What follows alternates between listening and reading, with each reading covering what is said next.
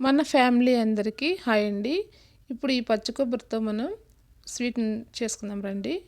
ముందుగా పచ్చి కొబ్బరిని చిన్న చిన్న పీసుల్లా కట్ చేసుకుని మిక్సీ పట్టుకోవాలి. ఇలా మిక్సీ పట్టుకున్న తర్వాత స్టవ్ వెలిగించుకొని పెనం పెట్టుకొని అందులో కొద్దిగా నెయ్యి వేసుకొని కొబ్బరిని బాగా వేయించుకోవాలి. వేయించుకొని పక్కన తీసి పెట్టుకున్న తర్వాత 2 కప్పుల కొబ్బరికి 1 కప్పు బెల్లం, పావు కప్పు వాటర్ పోసుకొని ఇలా బెల్లం కరిగించుకోవాలి. పాకం అవసరం లేదు. ఇలా కరిగిపోయిన బెల్లాన్ని వడపోసుకోవాలి. డస్ట్ ఏమైనా అంటే వచ్చేస్తుంది. ఇప్పుడు ఇలా బెల్లం మొత్తం కరిగిపోయింది కదా, వడపోసుకున్న తర్వాత పచ్చి కొబ్బరి మనం ముందే వేయించి పెట్టుకున్నాం కదా, దాన్ని వేసి ఇలా కలుపుతూ రావాలి. ఇలా కలుపుతున్న తర్వాత చూడండి, ఇది గట్టి పెడుతూ వస్తుంది. కొంచెం 10 నిమిషాల పాటు అలానే కలుపుతూ ఉండాలి. ఇందులో యాలకుబుడ్డలు కూడా వేసాను.